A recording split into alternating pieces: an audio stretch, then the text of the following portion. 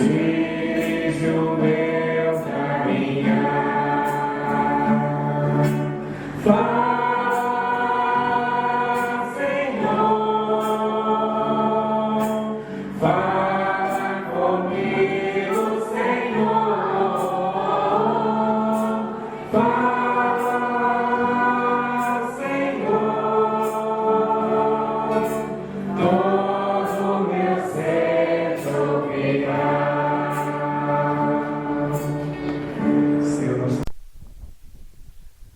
Boa noite, meus amados irmãos e amigos. Nós estamos aqui hoje num estilo diferente de nos comunicarmos com vocês. Estou eu aqui e o irmão Evaí. Vamos tratar sobre um assunto que é o chamado de Deus a Moisés e os nomes de Deus. Nós vamos tratar de dois nomes de Deus, dois títulos, né? Dois nomes pelos quais Deus se revelou ao povo de Israel, né, na história bíblica. Nós temos o objetivo com esse assunto aqui, na nossa discussão, refletirmos sobre a ação de Deus no decorrer dos tempos, né? Deus, ele se revela ao homem de forma sobrenatural. Deus chega a cada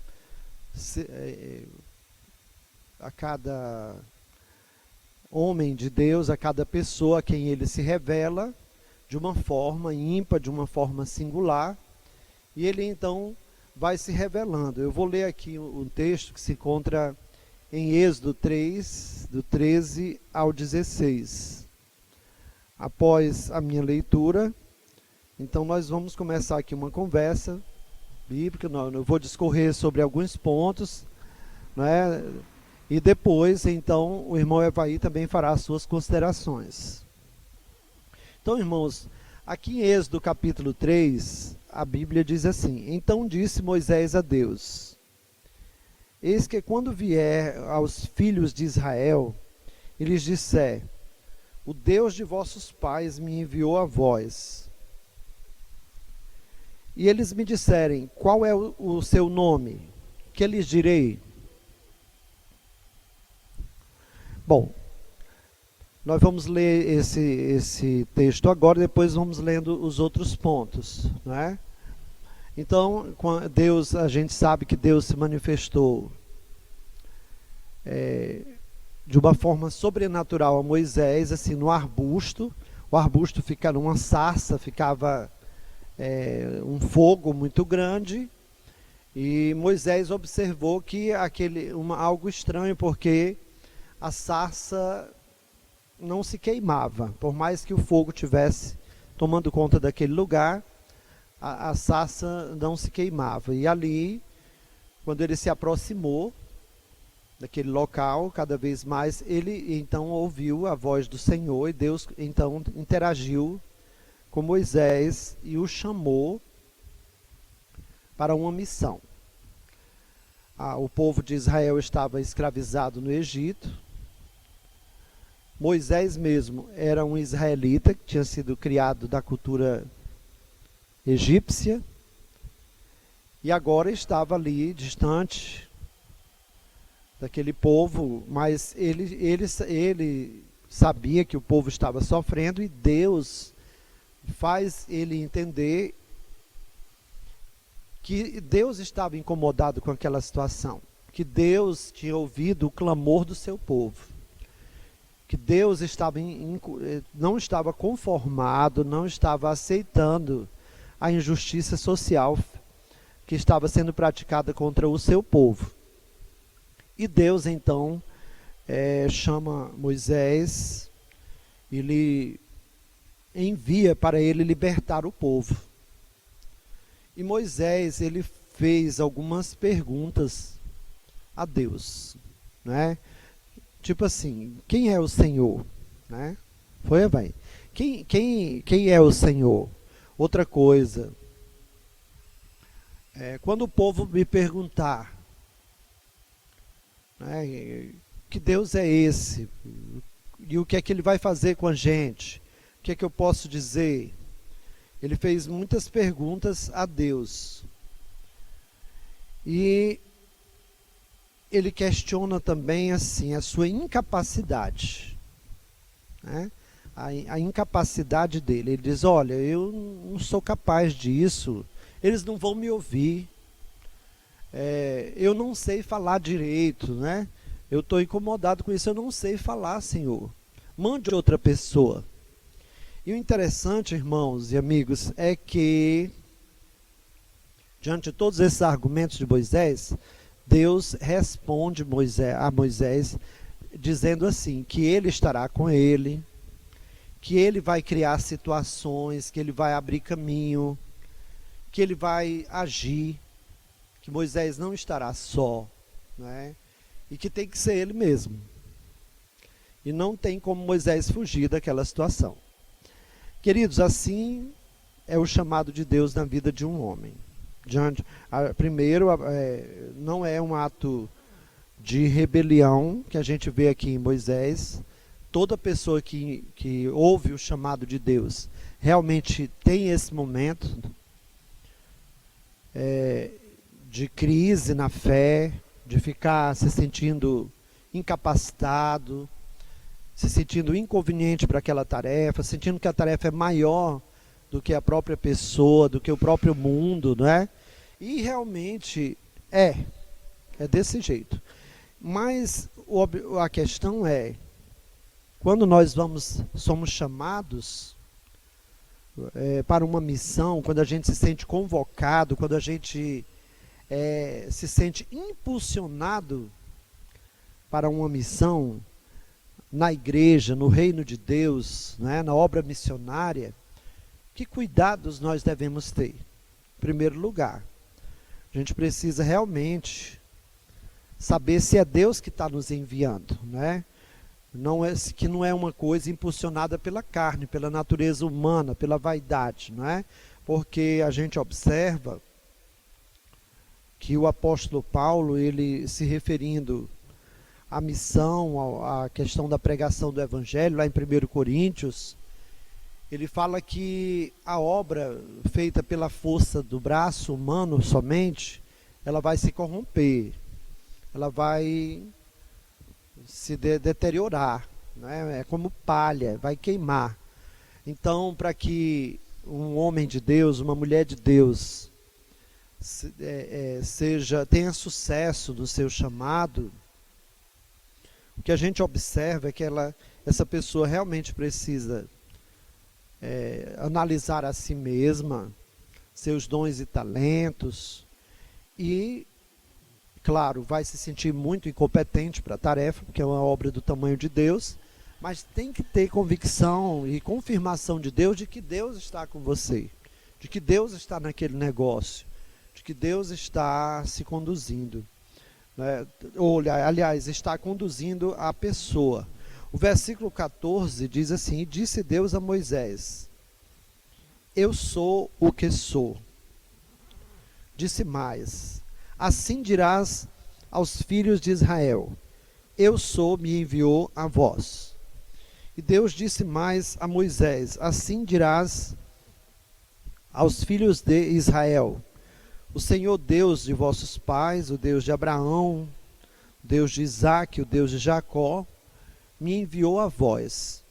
Este é o meu nome eternamente, e este é meu memorial de geração em geração. Vai e ajunta os anciãos de Israel, então os barbados, né? Aqueles homens de competência, né? Aqueles senhores lá, eles usavam barba, né, velho? Sim, eram os barbados. Eram os barbados. Ainda em relação a isso que Pode responder. em relação ao que o pastor ele falou no início da fala dele, ele falou que Moisés ele questiona, ele pergunta, mas não como uma forma de rebeldia, mas porque ele tinha uma necessidade de saber o que lhe esperava, o que estava ali acontecendo ali para ele. Então ali a gente nota um anseio de Moisés para que Deus se revele a ele. Então assim, como o pastor estava falando essa questão do chamado, para nós irmos, primeiramente, para nós irmos fazer a obra do Senhor, nós temos que conhecer aquele que está nos enviando. E Moisés, ele entende isso e ele pergunta: qual é o seu nome? E a resposta é simples: eu sou o que sou. E é muito interessante essa questão de Deus se manifestar e dizer que eu sou o que sou. Até em contrapartida, a imensidão de ídolos que existia na época, e Deus diz: olha, eu sou o que sou. Pronto, e isso te basta. Ok. Nós, lendo aqui um texto de 1 Coríntios 1, 26 a 30,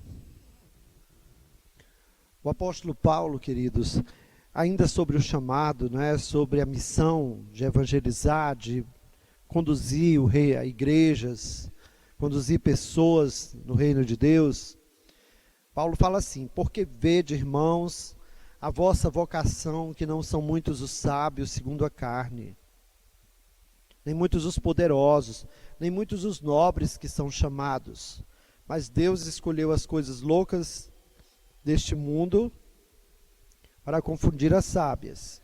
Deus escolheu as coisas fracas desse mundo para confundir as fortes. E Deus escolheu as coisas vis deste mundo e as desprezíveis e as que não são, para aniquilar as que são, para que nenhuma carne se glorie perante ele. Aí ele diz: mas vós sois dele, em Jesus Cristo, o qual para nós foi feito por Deus sabedoria e justiça, e santificação e redenção. A gente sabe que o povo de Deus, no decorrer da história, foi perseguido, foi escravizado, foi humilhado, né? Foi rejeitado, como Jesus também o foi. E em nossa geração, o cristão é também uma pessoa mal vista. Mas o evangelho, seguir a Cristo, já foi escândalo, não é? O escândalo da cruz, a cruz incomoda. A história de Jesus incomoda. Muita gente fala em Jesus, que ele sofreu muito, que é um exemplo, que vale a pena ser seguido, mas a proposta do evangelho, a proposta da gente viver o evangelho, andar na luz, incomoda. Incomoda quem desobedece a palavra de Deus, incomoda o homem natural. A loucura da cruz, né? A loucura do evangelho, isso ainda é real no mundo do século 21. Você vai propor o chamado de Deus, a maneira como Deus se revela para uma pessoa que está seguindo a sua natureza humana. A pessoa acha assim uma loucura, um absurdo, a maneira como o cristão se propõe a viver, como o cristão vive. Não é? Então Paulo está tratando do chamado e de como o povo, a sociedade observa o cristão e como o cristão vê também a sociedade. Em 1 Coríntios 2, 14 a 16, ainda tratando do chamado, ele diz que o homem natural não compreende as coisas do Espírito de Deus, porque lhe parecem loucura, e não pode entendê-las, porque elas se discernem espiritualmente. Mas o que é espiritual discerne bem tudo, e ele de ninguém é discernido, porque quem conheceu a mente do Senhor, diz ele, para que possa instruí-lo? Mas nós temos a mente de Cristo, né? Então, assim como Jesus impressionou, converteu, transformou pessoas, e pessoas ficaram maravilhadas, tanto ricos como pobres, e seguiram a ele com seus bens. Assim há pessoas hoje que se agregam ao reino de Deus, ouvem o evangelho, suas vidas são transformadas, e eles são chamados, escolhidos, e vão anunciar a palavra. Mas há pessoas ainda hoje que desprezam o evangelho, que não compreendem o chamado, e não dá então para fazer a obra de Deus pelo braço humano, né? Só de forma pensando sociologicamente, pensando humanisticamente, né? Não dá apenas para você dirigir uma igreja ou estar numa igreja como cristão, como uma pessoa, como frequentando uma instituição, um clube. Por isso que Jesus ensinou que para a pessoa segui-lo, para a pessoa ter a vida eterna, para a pessoa ser de Deus, ela precisa nascer de novo, ser regenerada, ser gerada de novo, ser transformada de dentro para fora, pelo poder do Espírito Santo, né? Complementando o que o pastor está falando, essa questão da gente não... Nós que somos igreja, nós que somos nascidos de novo, que a gente tem essa necessidade de não viver mais em função da nossa carne. Nós temos que realmente viver o discipulado. E o que é o discipulado? É seguir a Cristo, tomar a nossa cruz e seguir a Cristo. Isso faz parte do chamado. Cristo nos chama a abandonar a nossa velha vida e viver somente Ele, exclusivamente aquilo que Ele nos dá. E isso é a essência do chamado de Cristo, é a essência do chamado ao discipulado, viver realmente aquilo que Cristo ordenou em sua palavra. Ok. Agora, vai tratando ainda sobre os nomes de Deus, né? O Deus que se revela em seus nomes.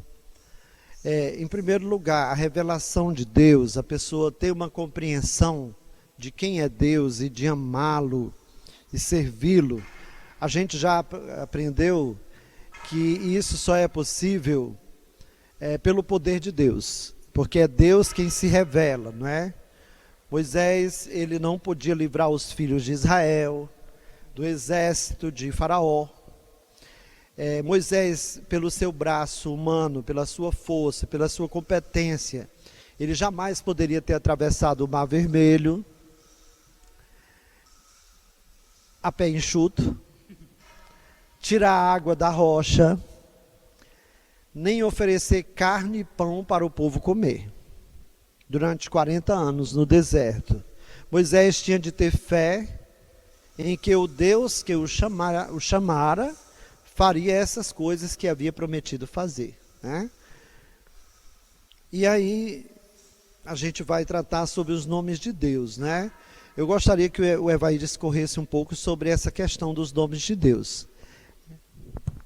O interessante é, quando a gente vai tratar dos nomes de Deus, nós temos que ter a consciência da importância que tinha os nomes nessa época, né? Era costume que os nomes na cultura hebraica, eles fossem muito mais que um mero título. Na verdade, eles não eram somente o título, eles traziam em si a essência, o caráter da pessoa, falavam do caráter dessa pessoa. E não é diferente com relação aos nomes de Deus. No decorrer de toda a Escritura, a gente vai ver Deus se apresentando, se manifestando por diversos nomes. Hoje a gente vai aqui conversar a respeito de Elohim, de Jeová Jiré, mas ele vai se apresentar por diversos outros nomes, a exemplo também de como os servos deles ele troca o nome dos servos. A gente tem o exemplo do próprio Abraão, que era Abrão. A gente tem a questão de Jacó, que foi trocado para Israel. E diversos em outras ocasiões a gente vai perceber a importância que tem o nome.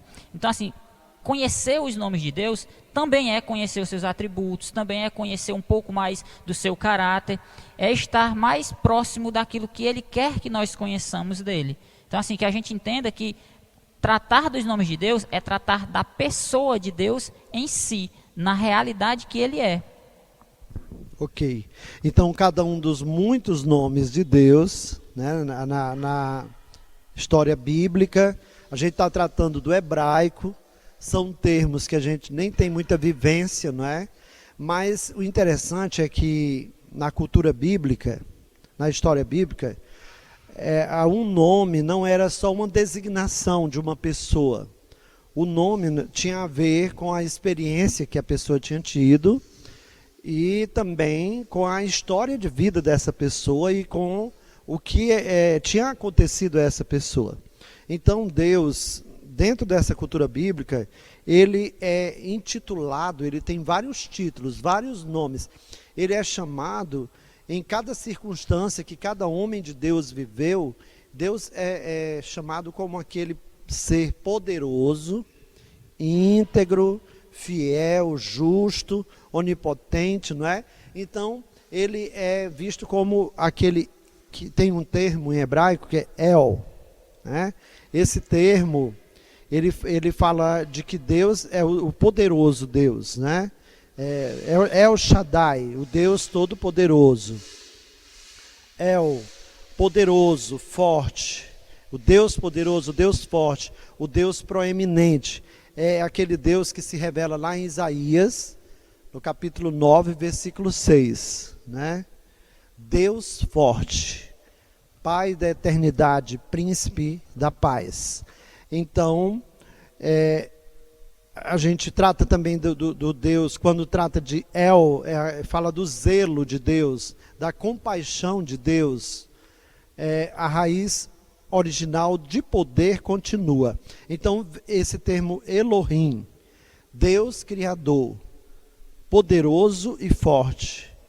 Isso tem lá, quando Deus se revela a Abraão, o Deus El Shaddai, o Deus Elohim, né? E também quando Deus está ali manifestando na Trindade o seu poder de criar, lá em Gênesis 1, né? No princípio criou Deus os céus e a terra, e a gente vai ver que dentro de toda essa história da criação, ali está a Trindade, né? O Pai, o Filho e o Espírito Santo.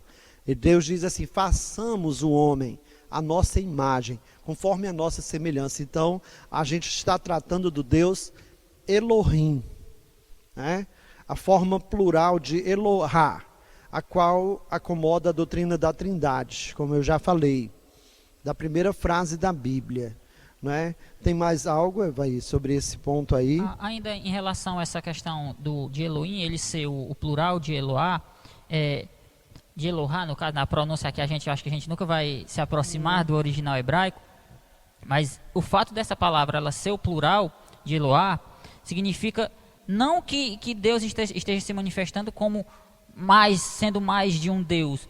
Fala sim do aspecto da Trindade, mas não está intrinsecamente ligado somente a isso, mas também fala do sentido de que Deus é um Deus incomparável, da sua grandeza. O Paul Washer, no livro dele, que ele fala a respeito dos nomes de Deus, o único Deus verdadeiro, ele vai dizer que quando nós tratamos de um mero copo d'água, a gente vai chamar somente de água. E quando a gente vai tratar de uma imensidão de água, a gente trata de quê? Águas. Ou seja, o fato de Elohim estar no plural significa que é a grandeza do nosso Deus. Diz respeito também a essa grandeza.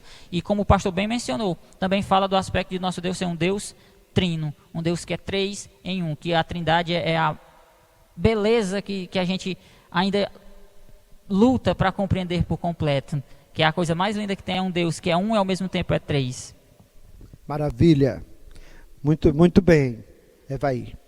Olha, eu gostaria de ler Jeremias 31, 33, amados, que diz assim: mas este é o concerto que farei com a casa de Israel, depois daqueles dias, diz o Senhor, porei a minha lei no seu interior, e a escreverei no seu coração, e eu serei o seu Deus, e eles serão o meu povo. Esse termo aqui, eu serei o seu Deus, e aquilo que Deus está fazendo na vida do povo de Israel é a manifestação do Deus Elohim, aquele Deus criador, aquele Deus que faz acontecer, né? Até no coração do homem, quando ele coloca fé e faz as pessoas se atraírem a ele e correrem para ele. É isso que essa profecia de Jeremias fala: porei a minha lei no seu interior, e a escreverei no seu coração, e eu serei o seu Deus, e eles serão o meu povo. É isso que Deus faz, quando o povo de Deus está fielmente disposto e se quebrantado pelo poder de Deus, e manifesta o Evangelho na rua, em qualquer lugar. Então Deus é quem converte o pecador e faz ele permanecer, né? Então, esse Deus Elohim, nosso Deus criador, aquele que faz acontecer, aquele que se manifesta através da Trindade. Jeová Jiré, fantástico, amo esse termo atribuído a Deus, o nosso Jeová Jiré, o Senhor proverá. Gênesis 22, 14, a história bíblica sobre Deus providenciando ali, ao testar a fé de Abraão. Ele ia sacrificar o seu único filho, a pedido de Deus, mas Deus estava testando a fé de Abraão. E quando Abraão já ia mesmo com um cutelo dar cabo da vida do único filho, do seu filho amado, Isaque. Então o Senhor traz um cordeiro, apresenta um cordeiro no lugar ali do filho de Abraão, para que fosse oferecido em sacrifício a Deus. A gente vê que isso aí já tem ali a sombra do que Deus ia fazer através de Jesus Cristo, né? Que Deus ia oferecer o seu único filho em sacrifício por todos os pecadores de todos os tempos. Amados, Deus fez isso por nós, mas Ele poupou Abraão disso, né? E isso se chama provisão. Quando a gente fala de provisão do nosso Jeová Jiré, a gente só pensa assim: Deus vai me ajudar a pagar minhas contas do mês, né? É interessante isso que o pastor fala, porque quando a gente fala que o Senhor proverá, a gente não está falando de bens materiais. Ele tem poder para nos dar, para nos ajudar a pagar as nossas contas, mas principalmente a gente tem que entender esse Senhor proverá como o fato de que Deus proveu Cristo, o sacrifício perfeito para nos trazer redenção, para nos livrar do pecado. Então ele proverá, ele proveu a nossa salvação, que é o próprio Filho Cristo. O que ele livrou Abraão de sacrificar o próprio filho, mas ele entregou, proveu um sacrifício que era o próprio filho dele para morrer em nosso lugar. Então o nosso Deus Jeová Jiré, quando Deus se revela dessa forma, Ele supre, Ele pode suprir sim, dando meios a nós de pagarmos nossas contas.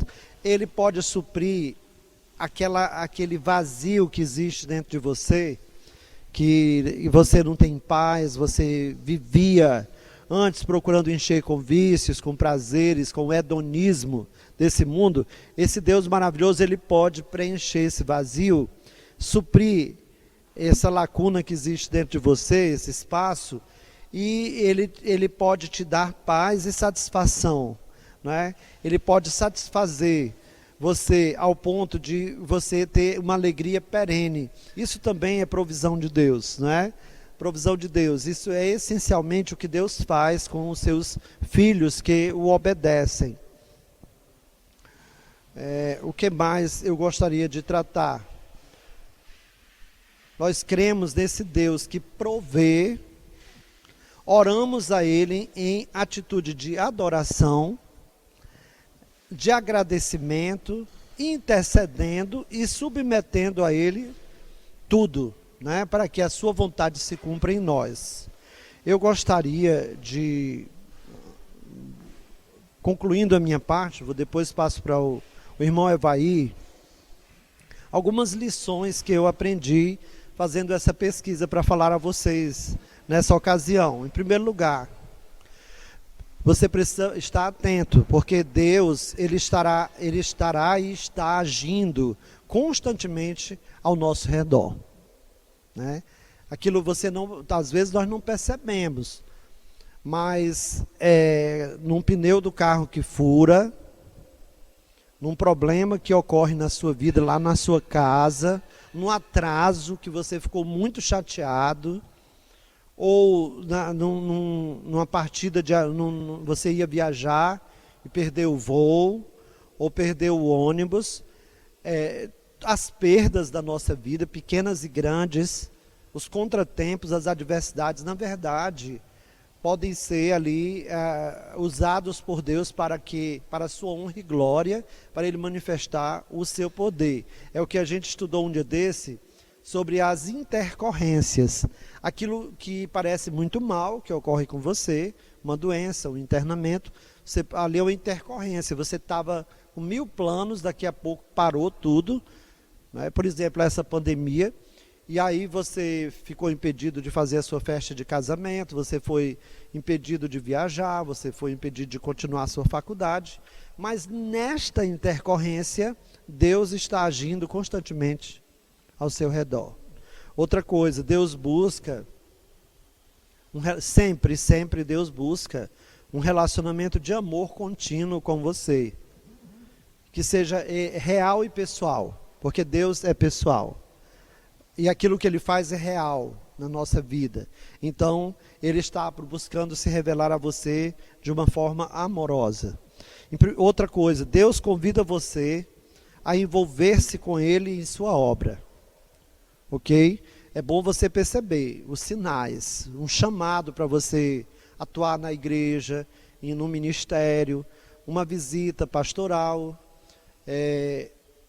um irmão convida você para fazer um trabalho no ministério de louvor, ou no evangelismo, ou numa visita a um hospital, seja lá uma pregação que alguém lhe chama para você ministrar, uma aula da escola bíblica dominical que você é chamado para dar. É muito bom a pessoa, mesmo se sentindo incompetente, incapaz e com vergonha, dizer sim, aceitar o desafio. Nesse ponto, o meu amigo aqui, o meu irmão Evaí, ele me surpreende como jovem. Às vezes eu penso assim, ele não vai aceitar, ele vai dizer não redondo. Pastor, ok, vou tentar, né? Então, irmãos, uma das maneiras de Deus agir na nossa vida é quando Ele convida a gente, através de outras pessoas, de outros instrumentos, para a gente se envolver na obra dele, e a gente diz sim. Evita dizer não, não é? Pela fé. E vai lá e aceita o desafio. Outra coisa, Deus fala de diversas maneiras. Ele fala através do Espírito Santo, ele fala por intermédio da Bíblia Sagrada, ele fala através da oração, das circunstâncias e da igreja, com o fim de revelar a si mesmo seus propósitos e modo de agir. Tem algo aí, vai dizer sobre esse assunto ou sobre o tema geral? Em relação ao que o senhor está falando, né? Quando o senhor estava, antes de você me mencionar, antes do senhor me mencionar, ontem quando o senhor me mandou a mensagem, né? Aí eu fiquei assim, Senhor, mas eu já tinha lido algumas coisas, mas eu não tinha nem orado nesse sentido. Mas eu disse, Senhor, se o Senhor usou o pastor para me convidar para falar comigo, então amém. Outra coisa que é interessante da gente observar os nomes, da gente observar tudo que foi falado aqui, é que é uma atitude que parte de Deus a se revelar a nós.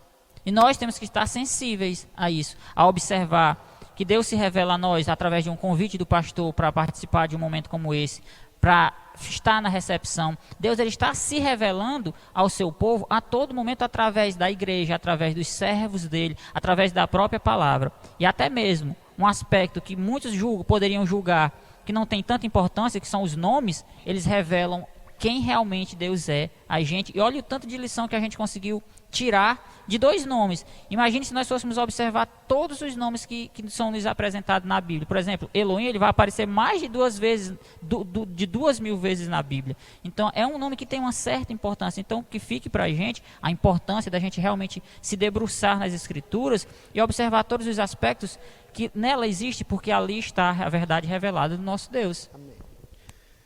Glória a Deus, né? Outra coisa que eu gostaria, já estou terminando, mas o convite que Deus faz a você para trabalhar com Ele sempre leva a uma crise em fé, que exige fé e ação, ok? Você vai precisar de fé para quando Deus lhe chamar, você olhando para si mesmo, para as circunstâncias, para os inimigos que estão diante de você, para os medos que você vai enfrentar, as barreiras que você tem que transpor, você vai precisar de fé. E você vai precisar se levantar e ir. Não adianta só você dizer, eu vou, depois ficar com medo e se esconder e cancelar o evento, cancelar a ida. Não, você precisa ir, né? Você precisa agir. Certa vez eu fui chamado para falar com um homem que tinha feito um pacto com Satanás. E ele estava perdendo tudo. Eu já contei essa história. E eu fiquei com muito medo. E eu tinha muitas dificuldades para chegar onde esse homem estava, porque eu não tinha carro, a hora era inconveniente para mim, era 2 horas da tarde, eu tinha que pegar 2 ônibus. Então ele tinha um padrão alto de vida, eu tinha um padrão baixo.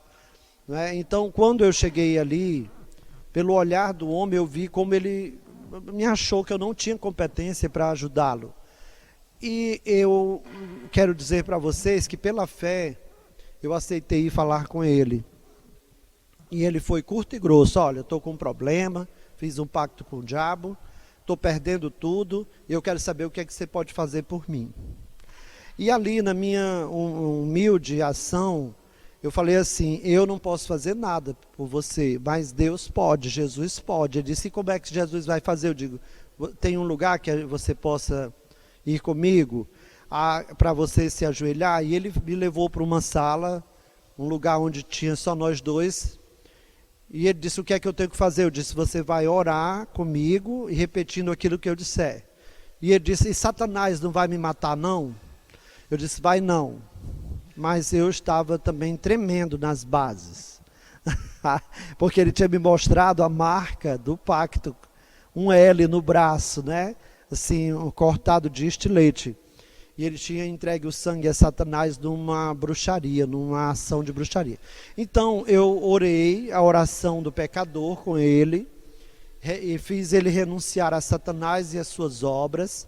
E ali eu tive que exercer minha fé, exercitar minha fé. E eu tive que agir, estava só eu e ele. E ali, depois disso, ele foi atacado de muitas formas por Satanás. A vida dele ficou muito mais difícil, e a minha também. Eu tive problemas com a igreja onde eu estava, né? E todos nós sofremos, mas ele aceitou Jesus Cristo. O Senhor Jesus o aceitou, o converteu. A esposa dele era médium espírita, o sogro, não é? Toda a família estava muito oprimida por espíritos, e esse homem foi liberto. Hoje ele é um pastor. As filhas dele são consagradas a Deus, a esposa, o casamento se ergueu, o sogro morreu na fé. Então, assim, diante dessa situação, eu posso dizer para você que eu sou pobre e necessitado, mas o Senhor cuida de mim. Assim como Davi, que era rei, se sentia pobre e necessitado, eu também me sinto.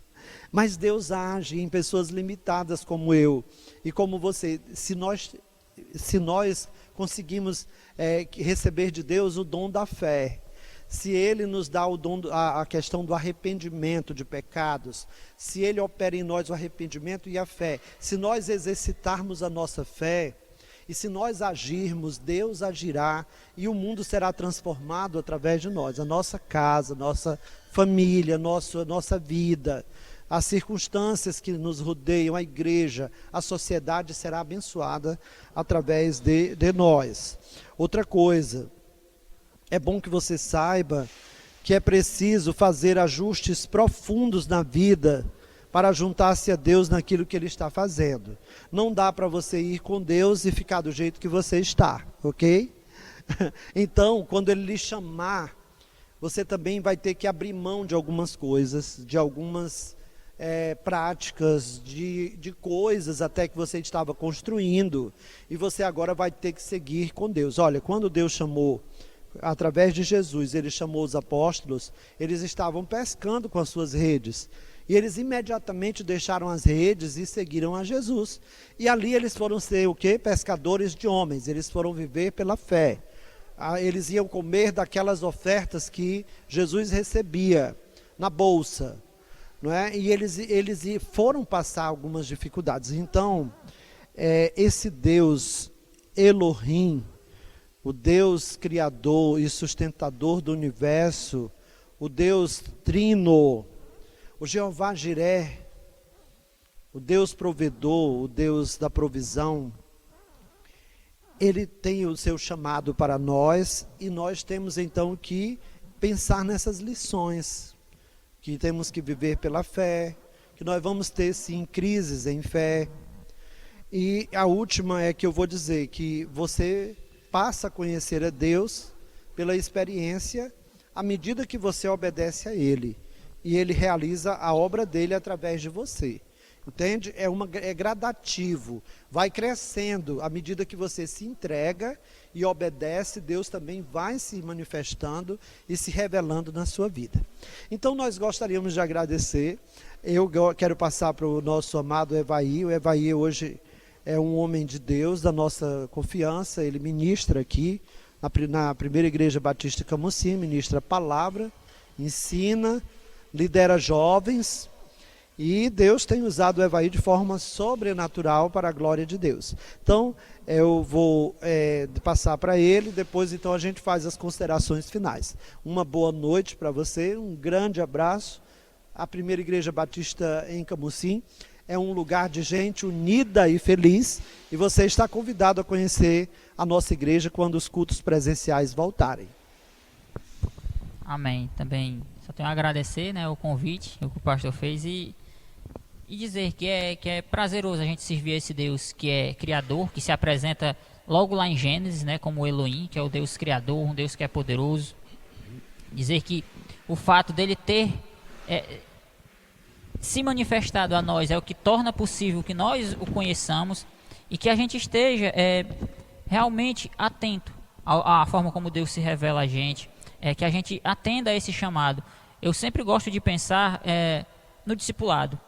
Eu sempre gosto de pensar no discipulado e na maneira como Cristo chamava as pessoas e elas imediatamente atendiam. Vem e segue-me, e elas iam.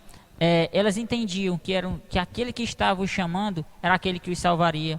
Elas entendiam que ele era o próprio Deus. Então que a gente, como o pastor falou, depois de todas essas aplicações, que nós entendamos qual é o nosso papel aqui nessa terra, qual o papel que nós temos que exercer aqui na igreja.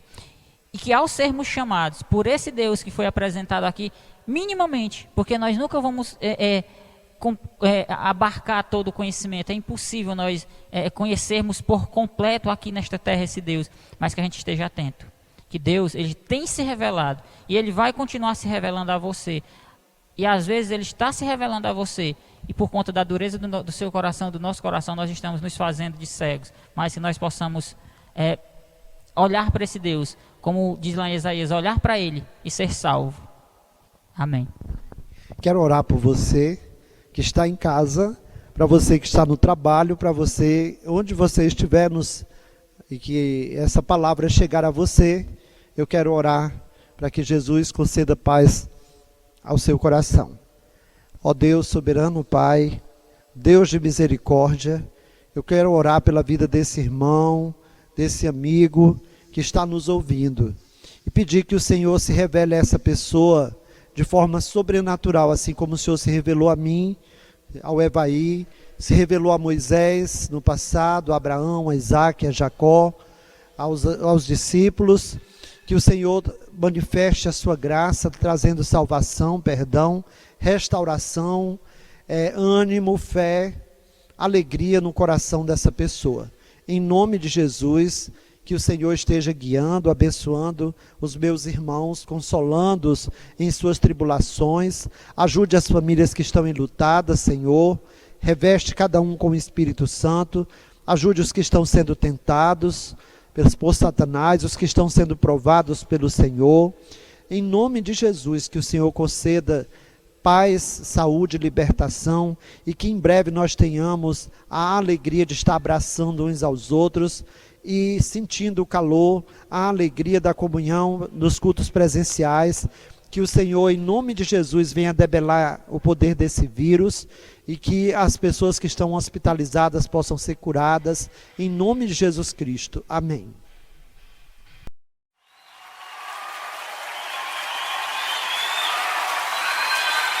A palavra do Senhor nos diz que Jesus é o nome que está acima de todo nome. Você pode adorá-lo com todo o coração.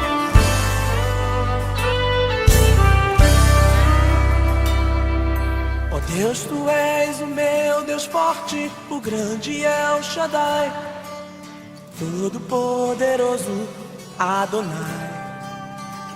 Teu nome é maravilhoso, conselheiro, príncipe da paz, Yeshua HaMashiach, Deus Emanuel.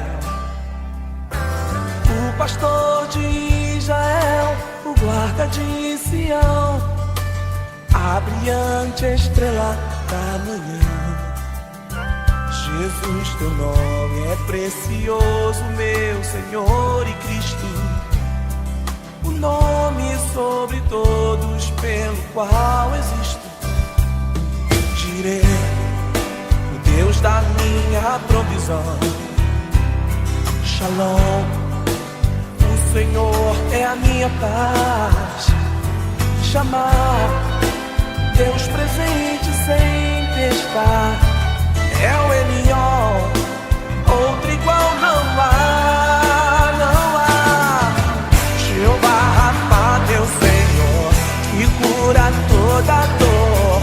Se declinui a fé, minha justiça é Elohim, Elohim, Deus. No controle está, meu Deus. Tudo governa. Jeová Rafa, meu Senhor, que cura toda dor. Se declinui a fé, minha justiça é Elohim, Elohim, Deus.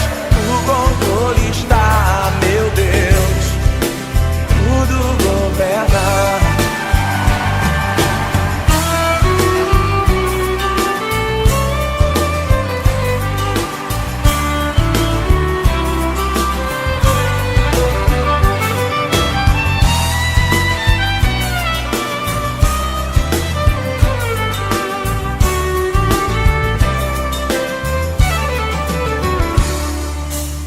O pastor de Israel, o guarda de Sião, a brilhante estrela da manhã. Jesus, teu nome é precioso, meu Senhor e Cristo. O nome sobre todos pelo qual existo. Tirei o Deus da minha provisão. Shalom. O Senhor é a minha paz. Chamar Deus presente sem prestar. É o Elion, outro igual não há, não há. Jeová Rafa, meu Senhor, que cura toda dor.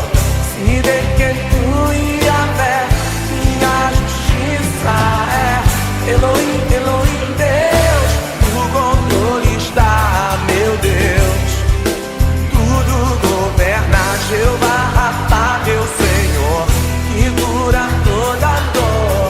Se declinui a fé, minha justiça é Elohim, Elohim, Deus. No controle está, meu Deus. Tudo governa. Jeová Rafa, meu Senhor, que cura toda dor. Se declinui a fé, minha justiça é Elohim, Elohim, Deus. No controle está, meu Deus. Tudo governa. A nossa vitória está no nome de Jesus. Aleluia.